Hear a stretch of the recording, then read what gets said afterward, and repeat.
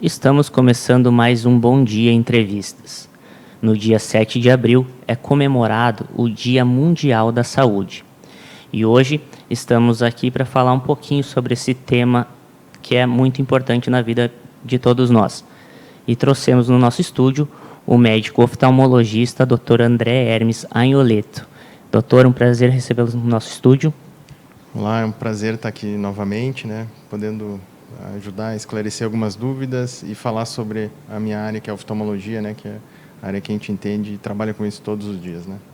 Doutor, no Dia Mundial da Saúde, tem muitas campanhas voltadas para a saúde de uma forma geral, Mas a gente vê que tem algumas pessoas que acabam esquecendo da saúde ocular. Como que você pode colocar para as pessoas que estão assistindo da importância da gente cuidar também da saúde ocular, do que ela pode refletir em todos os outros campos? Então, a saúde ocular, quando a pessoa ela não tem realmente um problema visível, perceptível, ela muitas vezes é deixada em segundo plano, A gente sabe disso. Então, quem nasce com uma dificuldade ou na infância logo ali começa a ter alguma dificuldade visual, que a professora percebe na escola, ou os pais percebem, ele já começa, obviamente, uma vida de acompanhamento com o oftalmologista desde cedo.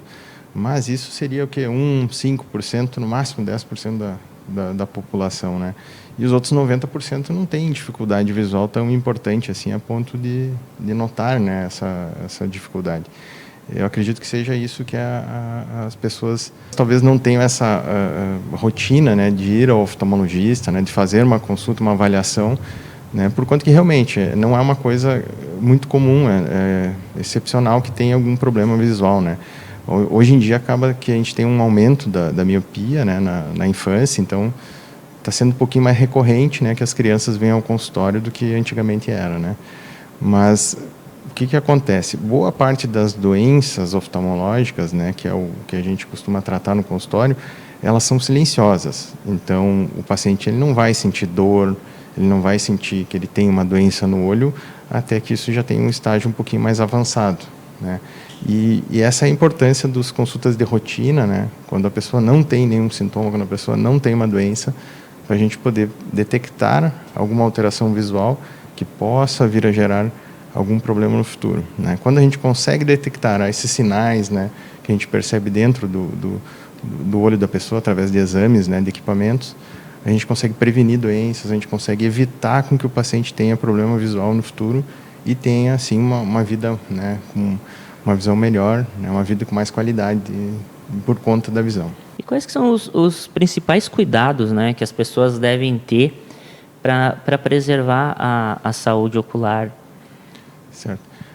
Basicamente, assim, o que a gente sempre orienta, os pacientes no consultório primeiro, a proteção, que um órgão que ele faz parte do sistema nervoso central, ele faz uma extensão do nosso cérebro, ele percebe as coisas através da luz, que entra dentro dele, e ele não tem nenhuma proteção adequada. Vamos pensar assim, a cabeça da gente tem um osso duro, que é o crânio, que protege boa parte do nosso sistema nervoso central. O olho, ele até tem a órbita, que a gente chama esses ossos ao redor dele, mas ele não tem uma proteção tão forte assim como o resto do cérebro. Então, a primeira coisa que a gente orienta é a proteção, tá? Proteção contra, por exemplo, ultravioleta, que seria um óculos de sol, ou o próprio óculos, de graduação, ele possui a proteção ultravioleta. Um óculos de proteção para alguns trabalhadores. Então, por exemplo, uma pessoa que vai fazer solda, ele acaba vendo aquela irradiação do ultravioleta, pode machucar, queimar a córnea e o olho, que a gente costuma dizer, e é uma irradiação. Então, a proteção é a principal coisa, o principal fator, de cuidado do olho. Proteger o olho, não deixar ele exposto a um trauma, uma pancada, uma pedrada, qualquer coisa que possa vir a bater, a machucar o olho, a causar um trauma, e esses fatores invisíveis que a gente não vê, que seria o ultravioleta, que a gente não tem como imaginar que está tendo irradiação de ultravioleta, mas a gente recebe ultravioleta o dia inteiro, na nossa pele, no nosso olho.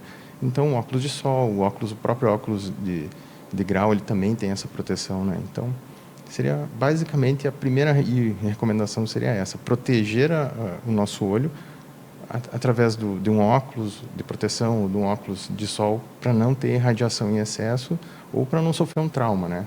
Que seria o que acontece com alguns trabalhadores, né? Que tem alguma atividade que possa vir uma fagulha, um pedaço de madeira, até os agricultores, por exemplo, um grão de soja, de milho, né? É muito comum que a gente tenha isso no consultório, né? O senhor comentou antes que tem aumentado o número de crianças com miopia. Isso a gente pode associar à questão do excesso de luz azul das telas, dos celulares, enfim?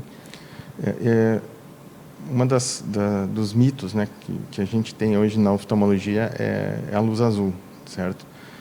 Por algum período de tempo, aí, pelo menos uns 10 anos atrás até agora, tentou-se provar que a luz azul era a única culpada, né, no caso do aumento da miopia ou de algumas alterações visuais. Mas não é exatamente a luz azul. O que seria o fator realmente envolvido é o esforço visual para perto, tá? Então, esse esforço visual ele pode ser feito através até da leitura de um livro, né, ou do próprio celular. Só que o que acontece? Um livro, ninguém consegue ficar, ou uma criança não costuma ficar 4 horas com o livro na mão. Se você der um celular para ela, com certeza ela vai ficar 4 horas com o celular na mão. Por quê? Porque tem uma atração maior, né, de atenção, né, do celular. A briga, na verdade, do celular, da rede social, enfim, seria pela atenção da gente, né? E o celular consegue isso. A criança, o adolescente, o adulto, a gente mesmo, né, se envolve às vezes em rede social e fica muito mais tempo mexendo, né, no equipamento, que é um equipamento que tem as letrinhas pequenas, né, e que tem, obviamente, a sua irradiação ali de luz azul, enfim, e as outras cores também, mas não seria especificamente a luz azul, né, o problema do celular, seria o excesso, né? Então, o excesso de tempo do celular, o excesso de tempo de telas, né, tablet, computador, isso tem se mostrado como o principal fator causal do aumento da miopia. Então, é inevitável, né, que a gente vai ter as crianças cada vez mais com acesso, né, a esses aparelhos, né, celulares, tablets, computadores. Então, é uma tendência que vem acontecendo e a gente percebe isso, e a culpa seria realmente da nossa alteração da sociedade que está mais digitalizada, né, envolvida com esses equipamentos. Não seria exatamente a luz azul, né, como por algum tempo foi se pensado que seria a culpada. Então, proteção para a luz azul, sim, é bem-vinda, ajuda, né, porque principalmente ele atrapalha no sono, né, o excesso de luz azul, mas não seria ela a principal envolvida com o aumento da miopia. Tá? Então, seria a forma como ela é utilizada, né, o excesso dela, não ela por si só. Isso, não ela por si só. Então, o excesso de esforço visual para perto, né? Então, isso envolve principalmente o celular hoje em dia, né? Mas não somente o celular. Qualquer fonte de atenção que seja de perto, né, que exige esse esforço visual, ele vai estimular o aumento da miopia, né? E, obviamente, no nosso meio hoje, o maior causador é o celular, né? É o celular. Por quê? Porque é o que retém a nossa atenção, que retém o nosso esforço visual para perto, certo? E por um tempo maior do que qualquer outro equipamento, qualquer outra forma por exemplo, de estímulo visual. Eu vou ler um livro. É muito difícil uma pessoa conseguir ficar 2 horas na frente do livro. É muito difícil. E se você pegar o seu aparelho de celular, ele tem ali quanto tempo você ficou mexendo com ele, né? Em rede social, dá para fazer um relatório, né? Se você observar, em média, as pessoas mexem 2, 4 horas, que é a média nacional, até 6 ou 8 horas, né? Então, é muito tempo, é muito tempo. E isso, sim, esse esforço visual de perto, esse tempo que a gente fica mexendo no celular, com certeza seria o culpado, né, do aumento dessa epidemia de miopia que a gente tem hoje. Qual seria a sua recomendação sobre a frequência que as pessoas devem fazer as suas consultas, os seus exames periódicos, e a partir de que idade que é o ideal levar, né, a criança para o oftalmologista? Certo. Então, geralmente, né, vamos começar pela infância, né, desde a gestante e tudo mais, gestantes que já usam óculos, né, que já têm acompanhamento, geralmente elas se preocupam mais, né, com os filhos, e a gente vê a presença delas logo que os filhos nascem, ali, através das consultas dela mesmo, elas perguntam: doutor, quando é que eu trago meu filho? Né, e daí a gente sempre orienta alguns detalhes para a pessoa em casa ter uma ideia se é necessário trazer logo ou não o seu filho.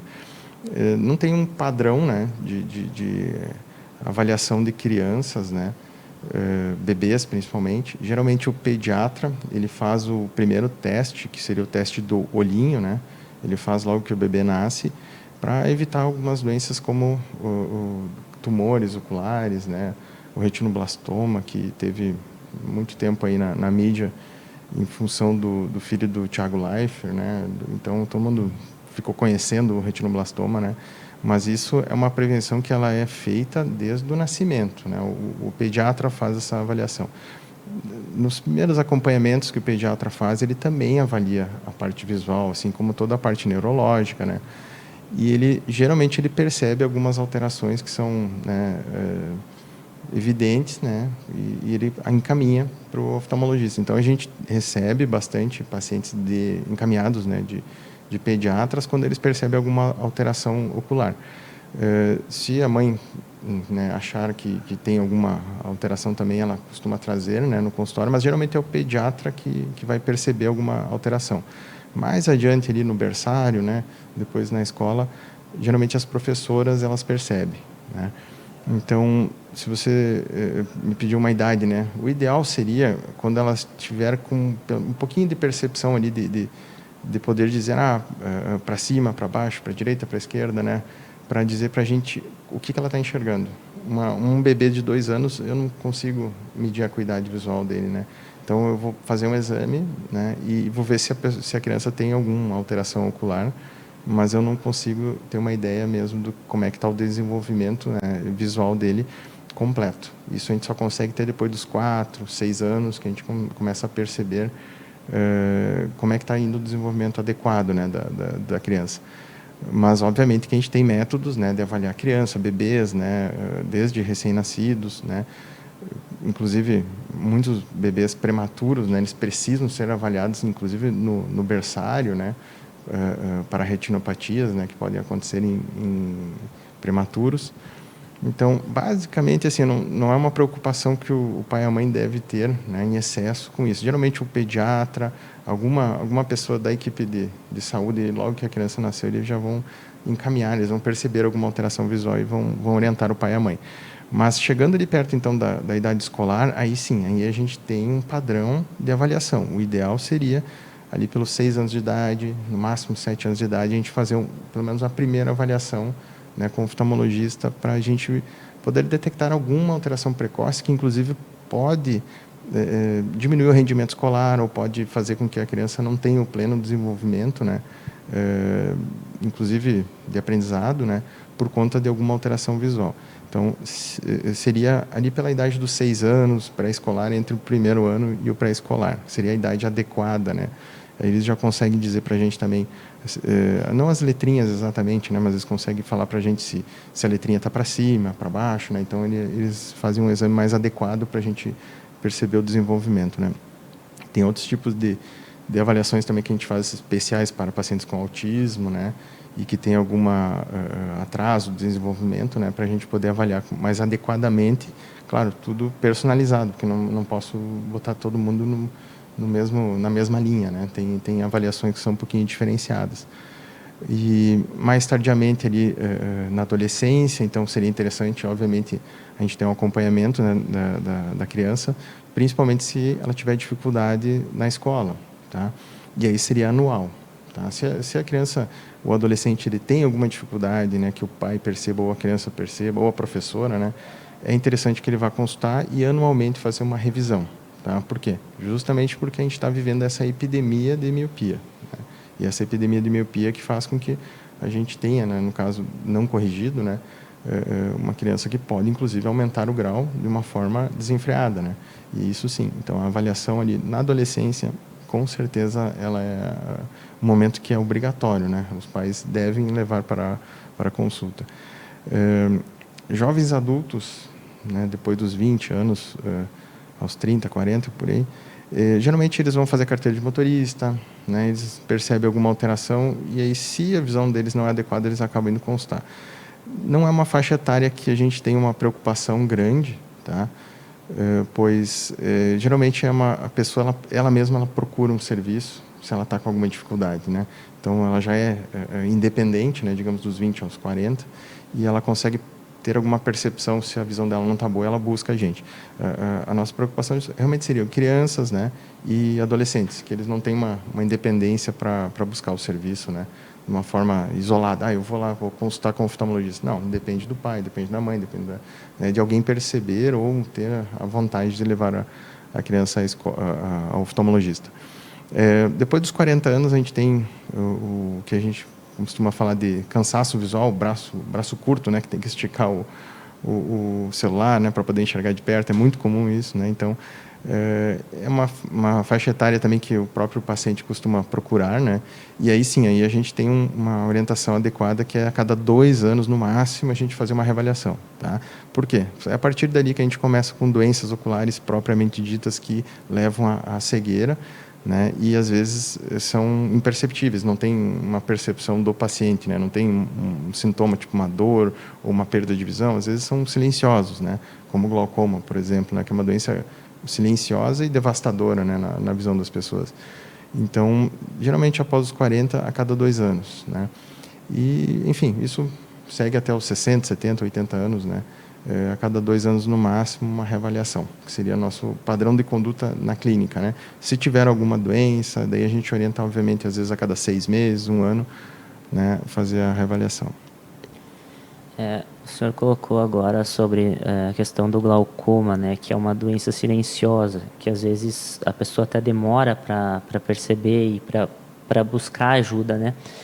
Qual que é o impacto, né, dos problemas oculares na qualidade de vida como um todo? E como às vezes as pessoas vão demorando para perceber, às vezes para elas até parece que aquela visão que elas têm das coisas é normal. Assim, em que ponto que passa opa, não é normal, eu vou procurar, e o que já afeta, qual é o impacto na qualidade de vida das pessoas? Então, a gente vive num mundo hoje em dia que é muito visual, né? Tanto a gente falou do celular agora, a gente está agora na TV, tem pessoas olhando, tem ouvindo, claro, mas a gente percebe que 90%, olha, 80%, 90% das informações que a gente recebe do mundo, né, que a gente vive, é através da visão. Tá? Então, você imagina você deixar de ser estimulado, né, em torno de 80% do seu estímulo, né, com contato com o universo, com o mundo, é visual. Isso é um impacto enorme, né? Você deixa de receber informação, você não sabe o que está acontecendo, você depende da audição, você vai depender do olfato, de outros sentidos, né, para poder sobreviver. Então, eu estou falando do ambiente extremo, né, perder os 80% de visão. Mas, ao mesmo tempo, como são 80% do que a gente recebe no nosso cérebro, se a gente perder 5%, perder 10%, perder 15%, 20%, é imperceptível muitas vezes. Tá? Por quê? Porque a gente tem os outros sentidos e ainda consegue enxergar. A parte central da visão, que é aquele detalhe que a gente percebe, geralmente ele é o último a ser afetado. Tá? Então, a pessoa ela não vai ter uma sensação de que a visão dela está ruim, principalmente no glaucoma, né? Que é uma doença que a gente fala que ela é traiçoeira, né? Porque ela não tem um sintoma evidente, né? Na maioria dos glaucomas, tem alguns que talvez até tenham dor, né? Mas a maioria deles não tem. E essa perda ela é muito sensível, muito pequena, a pessoa não tem como ela perceber essa perda em casa, ou o vizinho não vai olhar para ele e dizer, você tem glaucoma, porque não dá para saber, né? Então, essa perda ela é muito lenta. E isso não impacta a vida dela no início. Quando a pessoa descobre que ela tem essa perda visual, por algum motivo que ela sentiu dificuldade, ou porque ela bateu na porta na hora de passar, ou por algum motivo ela não enxergou alguma coisa muito grande do lado dela, aí ela vai procurar. E aí já é um momento que geralmente ele é tardio, a gente já não consegue mais devolver a visão para o paciente. A gente consegue, no máximo, às vezes, estabilizar a visão, manter o que a gente tem, né? A minha especialidade é glaucoma, então eu trato muito paciente com glaucoma. E o que eu diria assim que seria uma orientação, que seria mais importante seria se você tem uma história familiar de glaucoma, tá? Irmãos, tios, pais, qualquer familiar que tenha glaucoma, né? Você deve consultar antes, pensando e falar para o oftalmologista. Não adianta só você consultar. Você tem que dizer, olha, minha tia tem, meu pai tem, alguém tem glaucoma na família. Por quê? O cuidado é diferente, tá? E o glaucoma, como ele é traiçoeiro, assim, ele pode não mostrar nada, mas quando ele vai te mostrar que ele existe, você já não, muitas vezes não tem o que fazer, né? Então, é importante que o glaucoma seja levado em conta se você tem uma história na família de glaucoma, que seria talvez a dica mais importante para quem não tem nenhum sintoma visual, né? Se tem algum caso na família, alguém que sabe que tem glaucoma, ou se você tem glaucoma, avisa seus familiares também, né, para eles saberem que eles podem ter a chance de ter glaucoma e acompanhar com um oftalmologista, né? Antes também, quando a gente falou um pouquinho sobre a questão da luz azul, né, o senhor colocou que não é a questão da luz azul em si, né, mas do excesso, que é um pouco de mito, assim, de certa forma que as pessoas falam, né? Quais seriam, assim, outros mitos que o senhor vê bastante, assim, no consultório ou, né, no dia a dia, que é importante a gente esclarecer para a população, para evitar um pânico desnecessário em algumas questões, e para fazer também as pessoas cuidarem da forma correta? O principal mito que a gente vê é pessoas após os 40 anos, né? Elas acham que se elas não usarem óculos, o grau delas vai aumentar. Esse é o mito que eu mais vejo no consultório.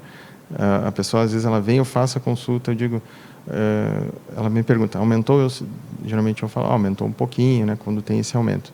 Daí ela sempre me fala, pois era, doutor, foi porque eu não usei, né? Daí ela acha que o fato de não usar é que aumentou. Nessa faixa etária, né, que eu estou sendo bem claro que é o que a gente mais ouve. Mas, na verdade, o que acontece é que a pessoa está envelhecendo. Então, o cansaço visual ele vem após os 40 para todo mundo. Tá? Tem gente que ainda consegue enxergar, ou devido à atividade, né? Mas o fato de usar o óculos após os 40 vai melhorar a qualidade de vida, vai enxergar melhor. Não vai fazer com que o óculos vai parar, o grau vai parar. Né? Não vai parar, ele vai continuar aumentando, porque a nossa idade, o tempo continua passando, a gente vai continuar envelhecendo. Né? Então, esse é o principal mito que eu vejo, né, dos meus clientes, dos meus pacientes, sobre isso, de usar o óculos vai fazer o grau parar. Não, infelizmente não vai fazer o grau parar. A gente tem, claro, faixas etárias, né, digamos, na infância, na adolescência, que sim, o óculos, a gente usa o óculos ali para estimular a visão. Tá? Daí sim, nessa idade é importante. Então, crianças, adolescentes, aí a gente tem que usar por outro motivo. Mas após os 40 anos, fica esse mito aí, né, que as pessoas têm, que se eu não usar o óculos, o grau vai aumentar. Né? Isso a gente percebe muito no consultório. Também tem esses mitos de fazer atividades para os olhos, né? Atividade, eu faço o exercício para não usar o óculos, sabe? O que a gente percebe na prática, assim, tem exercícios que a gente faz, sim, para melhorar a visão, tá? Mas são exercícios que as pessoas, elas ou procuram na internet, no YouTube, e são mitos, entende? Não funciona. Aí, quando a pessoa vem, ela perdeu um tempo, né, fazendo esses exercícios que não são válidos, né? E realmente, quando ela chega no consultório, avançou a doença, ela não tem nenhum sintoma característico. Então, exercício, se não for prescrito pelo médico oftalmologista, é mito, não vai funcionar, tá? Então, o médico receitou, faz uma atividade assim, olha para cá, olha para lá, enfim, tem algumas atividades que a gente costuma prescrever para alguns pacientes, tá? Para estímulo. Mas tem algumas orientações, né, que a gente vê na internet, que inclusive já foram até judicialmente canceladas, né, por fato realmente serem enganadoras, né, e serem mitos. Não existe nada que possa realmente melhorar a visão por conta, né, de atividade de esforço visual, digamos assim. Então, isso é um mito que a gente percebe, que os pacientes veem, às vezes eles têm até vergonha de dizer, porque ficaram 1 ano fazendo exercício e piorou a visão, né. Então, não existe, né, nenhum exercício que você vai fazer, vai olhar no YouTube ali um vídeo, vai melhorar a sua visão. Tá? Isso é um mito que acaba, inclusive, atrasando o nosso diagnóstico, né, e deixando, às vezes, de diagnosticar uma doença que poderia ser tratada e realmente daí a gente devolver a visão para o paciente. Para a gente encerrar agora o nosso papo aqui, o senhor gostaria de deixar uma mensagem para o público sobre os cuidados com a saúde, com a visão, Sim. de forma geral? O nosso olho, né, ele faz parte do nosso corpo. Então, o cuidado com o olho, proteção, não machucar, não bater, não coçar o olho, tá? Alimentação adequada, tá? Atividade física, tudo isso da mesma forma que vai impactar numa qualidade, né, numa saúde do nosso corpo, né? O coração vai funcionar melhor, o rim vai funcionar melhor, né? O pulmão, o cérebro, o olho da mesma forma. Então, as orientações gerais que a gente costuma, de saúde gerais, é cuidado com a alimentação, se alimentar bem, evitar o alimento processado, né? O extremamente processado, que são vendidos no mercado, tentar fazer uma alimentação mais saudável, atividade física, tá? Isso tudo, da mesma forma que impacta o nosso organismo, o nosso corpo, em qualquer parte dele, no olho também, tá?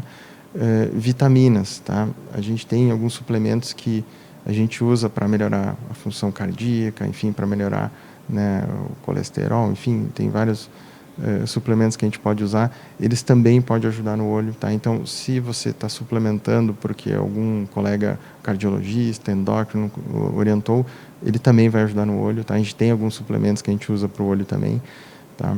E, basicamente, evitar, né, que você tenha um trauma no olho, né, basicamente, e qualidade de vida. Viver uma vida plena, né, em paz, né, isso também faz a diferença. A gente está bem, né, com a nossa cabeça, o corpo são, a mente costuma ser sã, né? Então, isso ajuda a gente também a não ter um quadro oftalmológico, né, que possa ter perda visual, às vezes, irreversível, né? Então, doutor André, muito obrigado pela sua presença aqui conosco hoje.